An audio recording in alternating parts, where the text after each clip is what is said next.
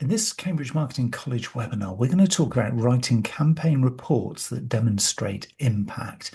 What is the point of writing a report that doesn't actually demonstrate impact? Well, there is no point. So this is a really key thing, and it's about connecting marketing activity to outcomes using evidence, analysis, and clear professional language. The big question, and I guess a reflection for all of us when we're writing campaign reports or more strategic marketing reports, is could someone outside marketing read that report and understand what difference that campaign or project made? That's the bottom line. This needs to be understandable by anybody who picks it up. If we think we're writing in marketing speak, we're missing the point. If we're talking about campaigns in a language that only you and I can understand, we've missed the point. We need to be able to demonstrate impact in a way that everybody who could be the recipient of the report can understand. So completing a campaign is only really part of the job when you think about it, because we must explain what was achieved, what influenced the results, what the organization actually learned from doing what they did, and what should happen next.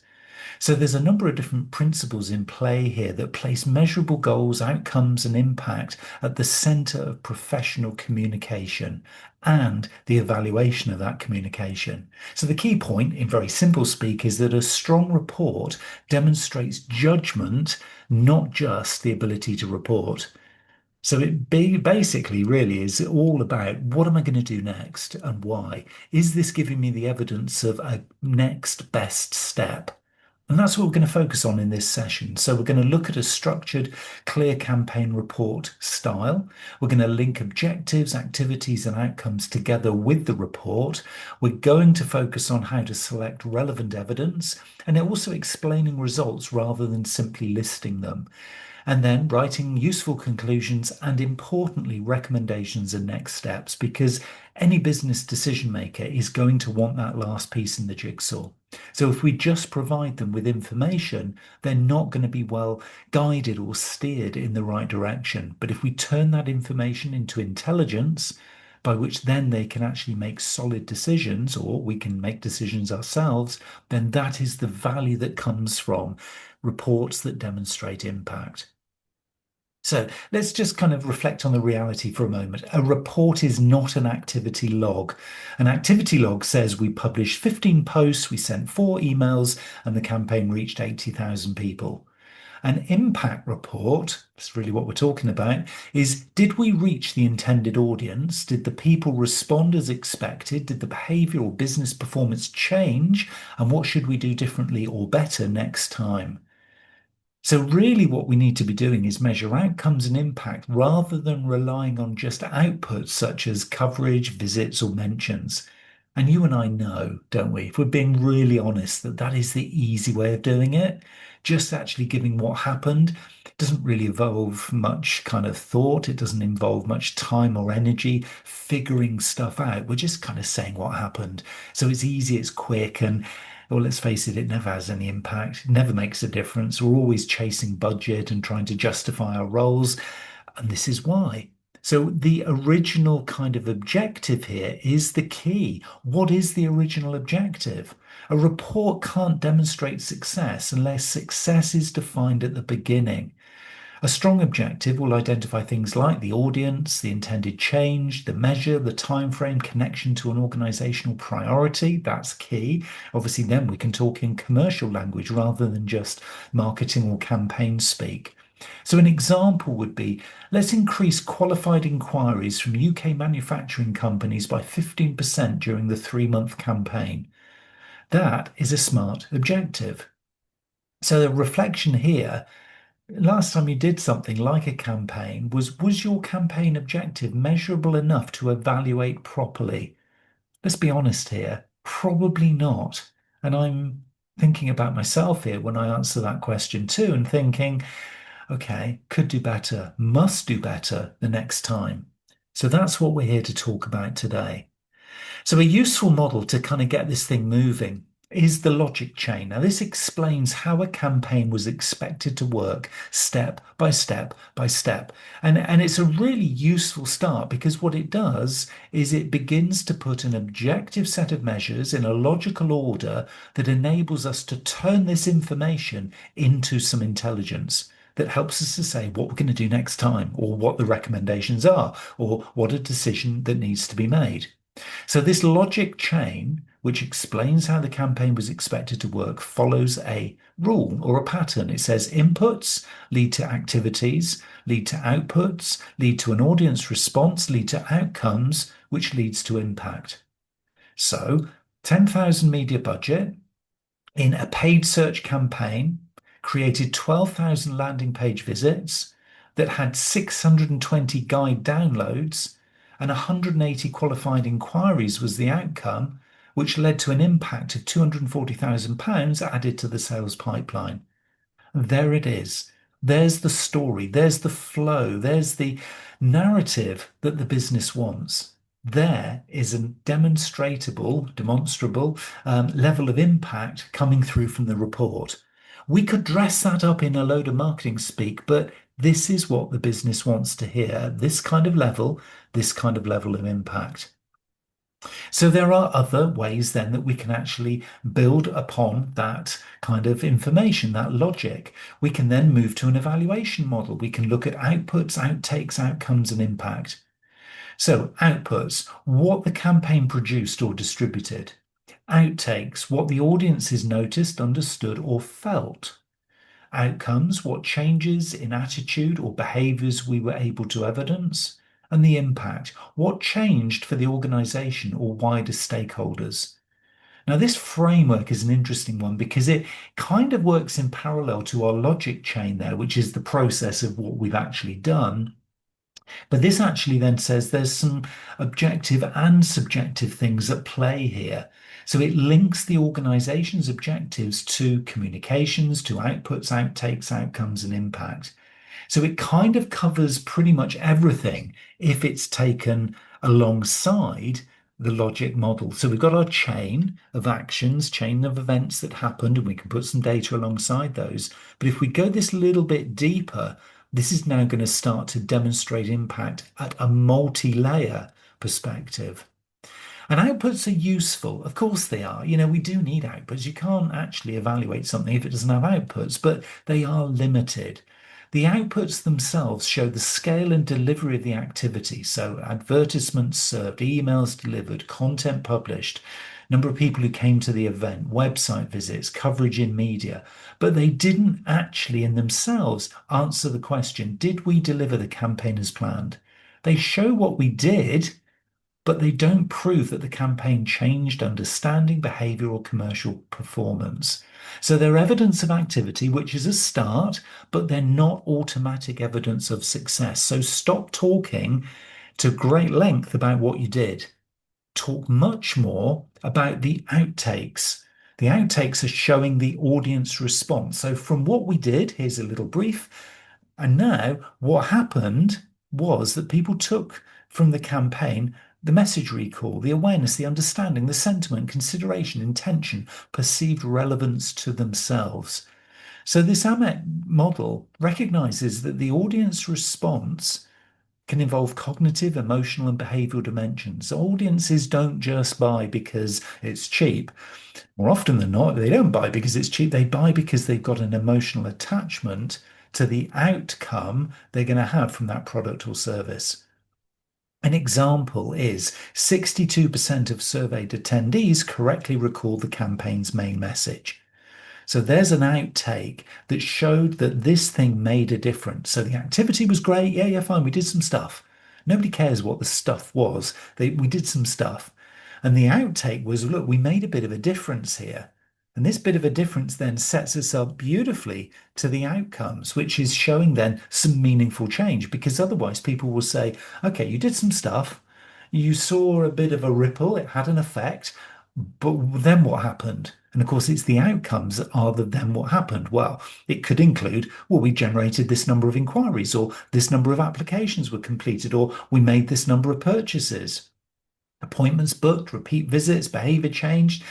customer retention improved, whatever the things are in that list, it's really key that outcome quality often matters more than the raw response volume. In other words, your outtakes might be relatively small, but the outcomes, because the quality of those outtakes was really good, even though the volume wasn't there, the outcomes were great because actually everybody who came through actually did buy, or a really high proportion of them did. And we often, as marketers, just get swept along by the, hey, look at all the stuff we've been doing. And look, everybody then, saw it, but the outcome was actually rubbish. But we'll kind of gloss over that. Well, that's not demonstrating impact. The further we go into this, the more we get talking relevant stuff, because of course, the impact, that final bit of the jigsaw, is the wider value that's created.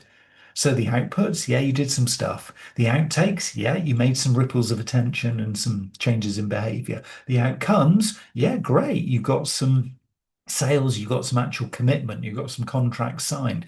But then it's the impact that's the key, because this is the bit in the process that the business wants to know. The finance director, the managing director, your head of sales, your marketing director, these are the things they want to know is that did this contribute to revenue or pipeline? Did we reduce costs? Did we increase market share? Have we improved the customer lifetime value? Has our reputation improved? Do we retain more customers now? Is there a more public or social benefit around what we're doing? Can we prove it? So, what organizational priority then is the question here, the reflection every time you do a campaign that this campaign supported? Because if we just did stuff, made an impact, got some sales, but actually the impact more generally, more broadly, more strategically was not great, or we don't even know, then you haven't supported an organizational priority.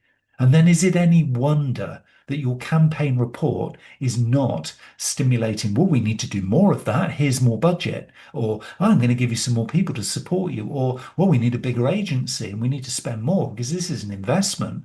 If you don't hear those things, it's because you're not demonstrating impact. This is the hard truth. I know this from dealing with clients. If I can demonstrate the impact it makes on their business, my life is easy, as is the clients, and they invest more, they keep me retained for longer. But if I don't demonstrate impact and how it connects this marketing stuff that I do that they don't understand, if I don't demonstrate how that impacts on their business commercially as a really, really long-term and short-term benefit combined, then I don't succeed and they don't succeed either. This stuff is really, really important. And it comes back to the context. It comes back to using baselines and targets. What is it the business is trying to achieve? Saying, oh, well, we increase traffic to the website. Well, yeah. And what? Yes, so more people know about us. Oh, well done you. Great. You're good at marketing. That's how it would be perceived. And yet it's much stronger to say, well, look, our target audience traffic on the website increased by 24% against a campaign target of 15%. And that led to these outtakes, which led to these outcomes, which actually had this impact on the business. Can you see now how by following this simple, and it really is simple, we're not talking rocket science here, this simple little process enables you to talk the language of the business and demonstrate the impact of the great work inevitably that you're doing. It's not that you're not doing great stuff, but what you're not doing necessarily is talking at the level that the business wants you to talk at. So this is really important. And when we're talking, what we're doing consistently and more, I guess, is using quantitative as well as qualitative evidence. And this is important. The quantitative stuff is the softer stuff. It's the stuff that talks about, inquiries and retention and customer satisfaction and those kinds of things.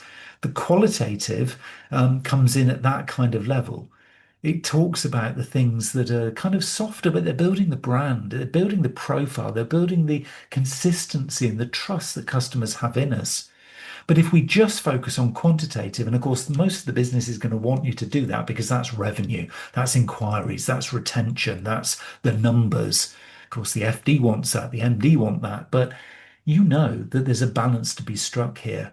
So the Barcelona principles recommend combining quantitative and qualitative analysis when evaluating your communication and when demonstrating the impact. What we're really saying in very simple business speak is we're building this for the short term, quantitative, and we're also protecting our long term, qualitative. So we're setting ourselves up for the future at the same time as hitting the targets right now. That's a win-win. That's demonstrating impact. That, if I'm the FD, is something I want to be hearing. So there is a structure that's going to enable you to do this. And as with a lot of these things, they're either 8-part or 6-part, but this one is an 8-part practical report structure. And this works. It really does. This is a structure that I use. I know a lot of other business people use as well. And the structure should lead the reader from the purpose to the evidence to action. Okay, it's not about what did you do as being a really clever marketer. That's not what this is about. This is an executive summary, a campaign context, objectives and targets, audience and approach, activity delivered, keep that short, results and analysis, important, conclusions and learning, very important. That's where you're turning the information into intelligence. And then the game changer, recommendations. Because everything then is evidence-based. You've told the story, you've led to the recommendations, and now business, I would like you to choose between option A and option B for the next step. And it's as simple as that. And if you then decide, actually, what I'm going to do, because I know my audience is very time poor, I'm going to create an executive summary, do that last. A lot of people try and do it first. It's difficult to do it first. I'm not saying you can't, but it is difficult. The exec summary should contain the key points, the key impact that you are demonstrating. So the campaign objective, the most important result, not everything. They don't want to know what you did. The main commercial implication, it's not about being clever as a marketer. It's all about the impact on the business. The strongest learning, what's the key takeaway? The one thing you want them to remember, and the recommended next action. That gives confidence. And then you might actually get the executive to then think, this is interesting. Seems like a good framework here. I want to learn more. And then they'll read the rest. But keep the exec summary brief, enough to read in under a minute. So an example is that the campaign exceeded its qualified inquiry target by 18%, although conversion was concentrated in 2 sectors. Future investment should focus on those segments while testing revised messaging elsewhere. Okay, I get it. I don't understand marketing, but I get that. I'm a business person. I can understand that. That tells me what has kind of gone on. And okay, well, I trust you. You're a marketer. I trust you to know what to do and which channels to use, which products are going to be appropriate to which audiences.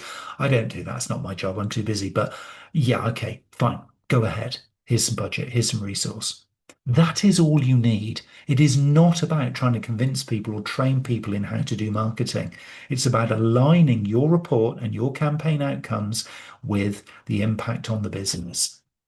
And what you can do is you can present the results should somebody be interested in this and want to go to that next level in a clear hierarchy.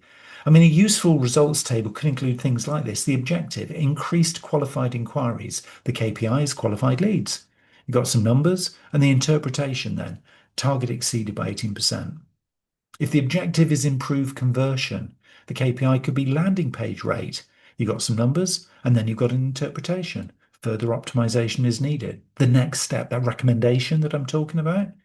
If the objective is build awareness, well, the KPI has got to be target reach. You've got to be specific. Build awareness is too woolly. That's what people think marketers do. Well, it's not good enough. You need to get really specific. So the KPI is a target reach. And the target is maybe 60,000. The result was 74,500. So that's an interpretation of we delivered strongly. But what was the impact? What did that building of awareness then lead to? Well, the opportunity to go deeper in terms of targeting and focus and segmentation and alignment of product and service next time. That's the part of the story, not the fact you build awareness. It's like, okay, well, that's a bit tactical and it's a bit woolly and I don't really understand what you mean, is how your business colleagues are thinking of this. And well, you haven't actually given them any evidence to think otherwise. But if you then say what that leads to and what you now have opened up as an opportunity, then it gets interesting. And what you're doing by doing that is moving from a description to an analysis. We need to feel and look more scientific. Marketing is often seen as the arty, crafty, creative part of the business, and we're not. That is not our role. That's for the creatives. We're not the creatives. What we are the people who turn what has gone on into opportunities for business growth. That is what we are. That is what we do. And we use product, we use brand, we use services, we use communications, we use timing, we use seasonality, we use market understanding to do that. That is what we're here to do, is to turn a description to an analysis. So descriptions just report what happened, what I did, and this is what happened. An analysis explains why it may have happened, why it matters, what evidence supports the interpretation, and then what should change or improve next. So we can use the structure something like what, so what, now what. It's a great little simple little trick, isn't it, really, if you think about it? Well, what? Well, email clicks increased by 31%. So what? Most additional clicks came from existing customers. Now what? Separate customer and prospects into different campaigns next time.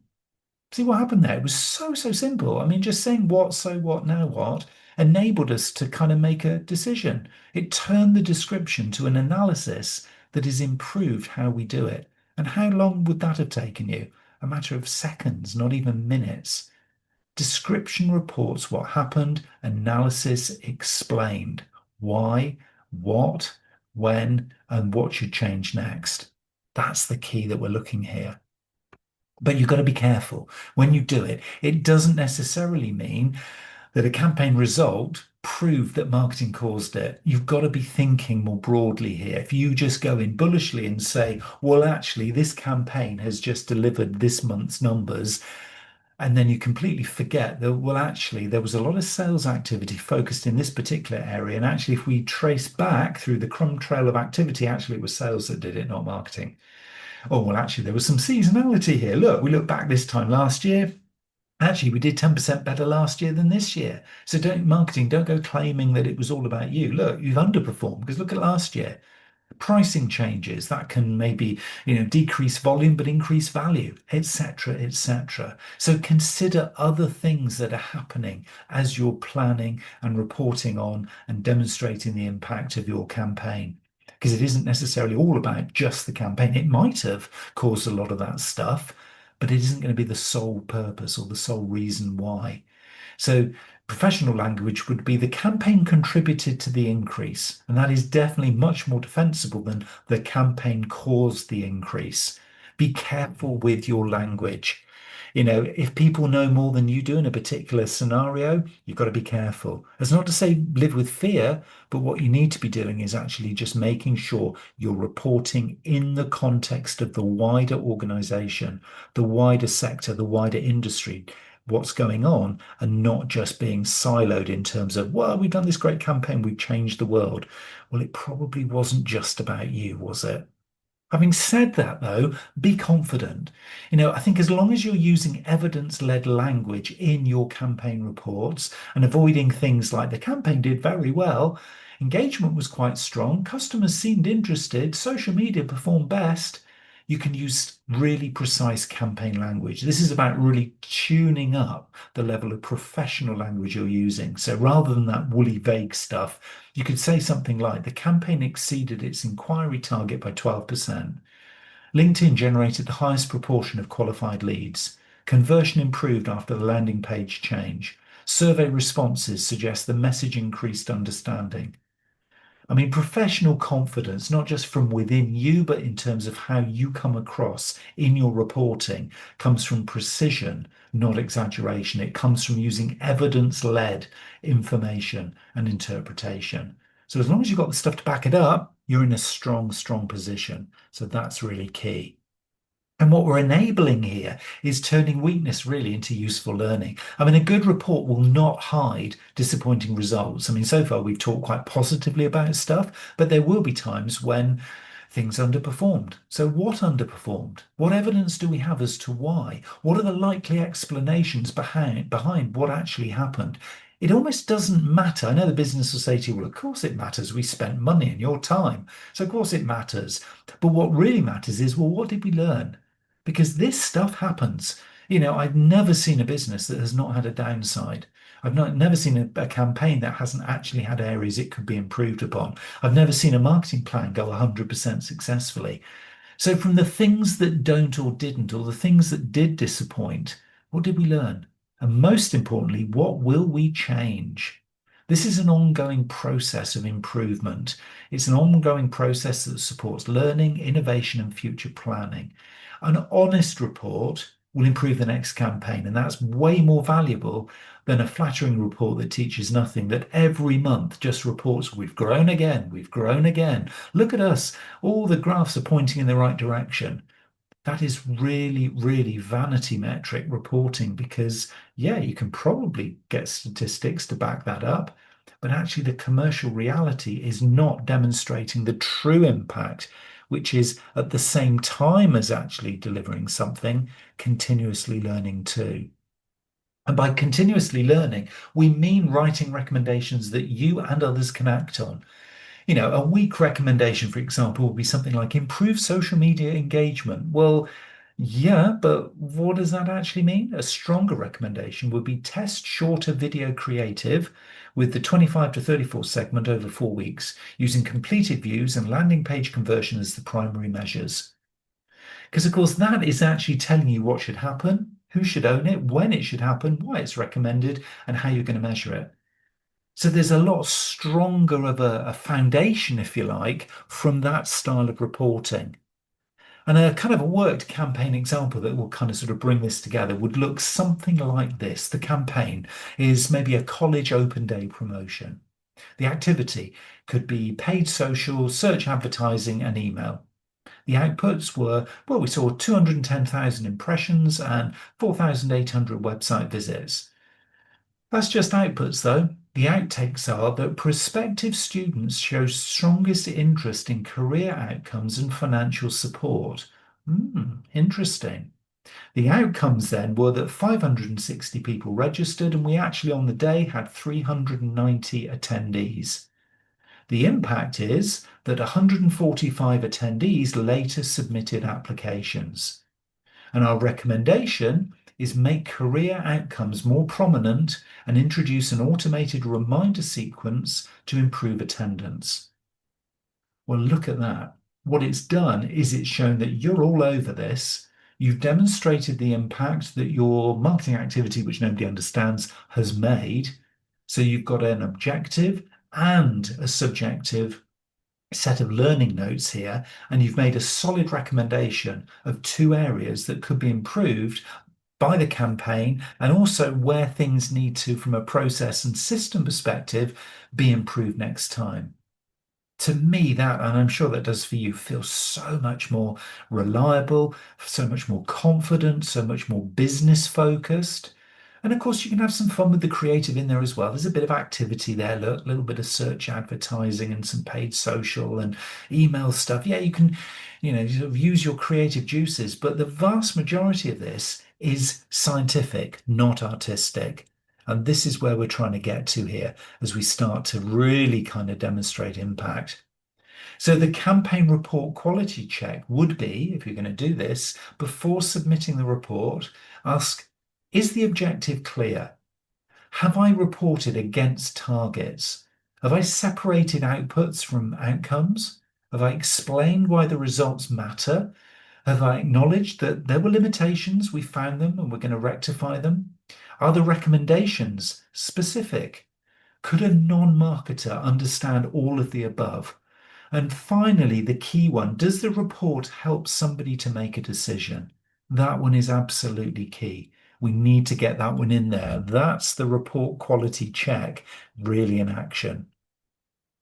So choose one campaign that you've completed. Write the original objective. This is one that you've already done and we're going to see what's missing. So write the original objective.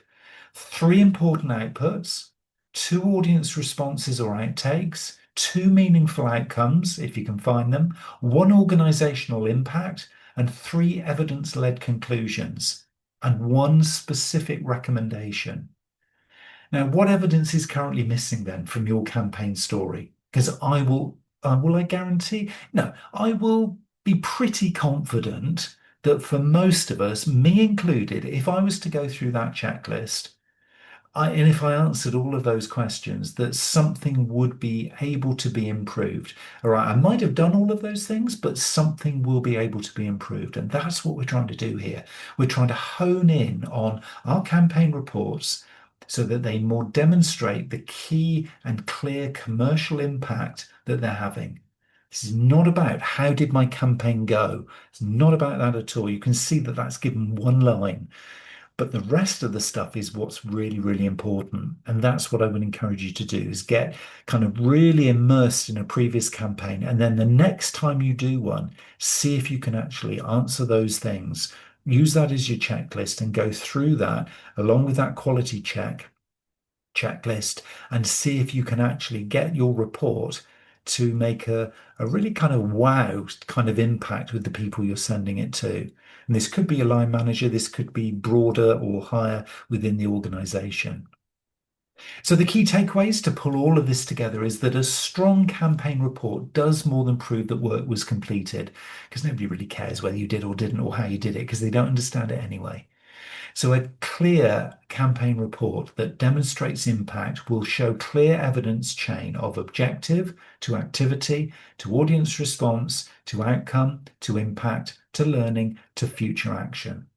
The best reports are honest, concise, and commercially useful, and they're going to help your colleagues understand what marketing achieved, what was learned, and really, really vitally, what the organization should do next. And that's how you write a campaign report that demonstrates impact.